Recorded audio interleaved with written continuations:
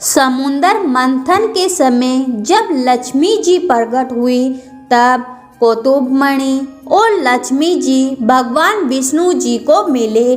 जब विष्णु जी लक्ष्मी जी को अपनी पत्नी के रूप में स्वीकार करने लगे तब माता लक्ष्मी जी ने कहा कि मेरी एक बड़ी बहन अलक्ष्मी भी है और सनातन धर्म में कहा गया है कि पहले बड़ी बहन का विवाह होने के बाद ही छोटी बहन का विवाह होता है। आप पहले मेरी बड़ी बहन अलक्ष्मी जी का विवाह संपन्न कराइए। तब एक उदालक नामक तपस्वी से भगवान विष्णु जी ने अलक्ष्मी जी का विवाह करवाया। अलक्ष्मी जी के लाल नेत्र, दुर्बल शरीर और रूखे बाल थे, किंतु भगवान विष्णु जी के वाक्य के अनुसार उदालक ने उनसे विवाह किया और उन्हें अपने आश्रम ले गए। आश्रम में हवन सामग्री, वेद मंत्र इन सब के होने के कारण अलक्ष्मी जी को परेशानी हुई। उसने कहा, यह स्थान मेरे रहने योग्य नहीं है, जहाँ यज्ञदान आदि अतिथियों का सत्कार और पति पत्नी प्रेम से रहे, मैं वहाँ नहीं रह सकती।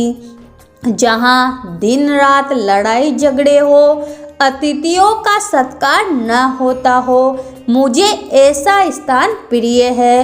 तो उदालक अलक्ष्मी जी के साथ उनके ही निवास स्थान ढूंढने के लिए निकले और उसको एक पीपल के पेड़ के नीचे बैठा दिया और कहा कि जब तक मैं वापस न लौटूं तब तक तुम यहीं पर रहना।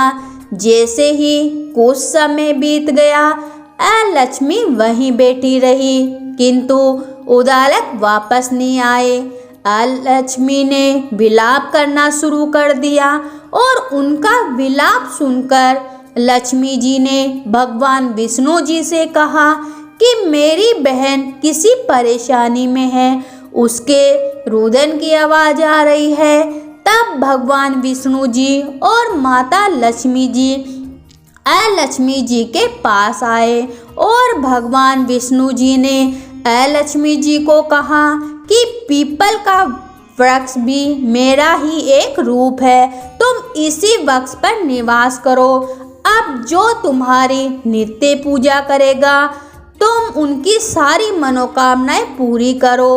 तब से अलक्ष्मी जी का निवास स्थान पीपल के वृक्ष पर है। विष्णु जी का स्वरूप होने के कारण और लक्ष्मी जी की बड़ी बहन का निवास स्थान होने के कारण पीपल का वृक्ष हमारे लिए पूजनीय है। भागवत महापुराण में समुद्र मंथन के दौरान लक्ष्मी जी से पहले उनकी बड़ी बहन अलक्ष्मी निकली थी।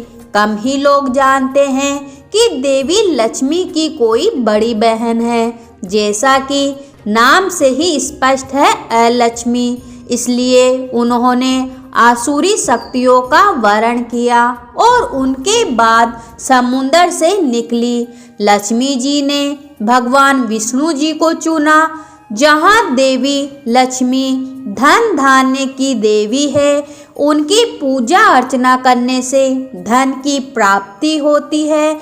उसके विपरीत देवी अलक्ष्मी गरीबी और दरिद्रता की देवी है। इन्हें समुद्र मंथन से निकले 14 रत्नों में से नहीं गिना जाता है। ग्रंथों में उल्लेख है कि एक महर्षि से इनका विवाह हुआ था। लोक कथाओं के मुताबिक समुद्र मंथन के समय जब रत्न निकले तो इनके बीच कुछ उपरत्न आदि भी निकले। इन्हीं में से एक देवी अलक्ष्मी थी। कुछ मान्यताओं के अनुसार समुद्र से वारुणी यानी मदिरा लेकर निकलने वाली स्त्री अलक्ष्मी थी। मदिरा को भगवान विष्णु जी की अनुमति से दैत्यों को दिया गया था। कुछ लोग मान्यताओं के मुताबिक अलक्ष्मी जी की उत्पत्ति भी समुद्र से ही हुई है। इस कारण उन्हें लक्ष्मी जी की बड़ी बहन कहा जाता है।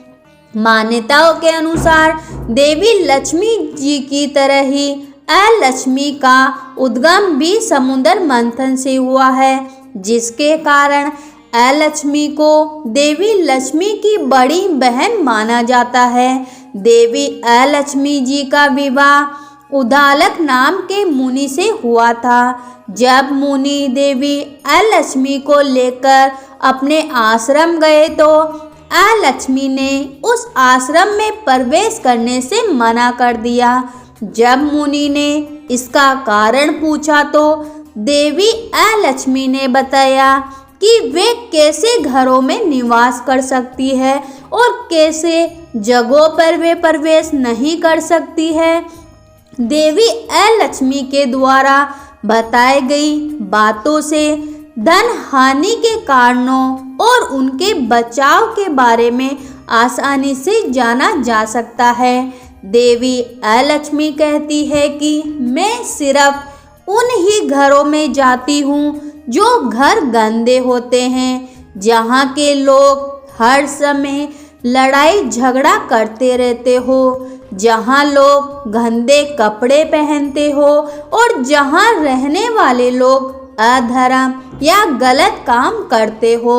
जिन घरों में हमेशा साफ सफाई रहती है, यहाँ को लोग सुबह जल्दी उठते हैं, रोज भगवान की पूजा अर्चना करते हैं, साफ कपड़े पहनते हैं। ऐसी जगहों पर देवी अलक्ष्मी प्रवेश नहीं कर पाती है। ऐसे घरों में देवी लक्ष्मी जी का अधिकार होता है।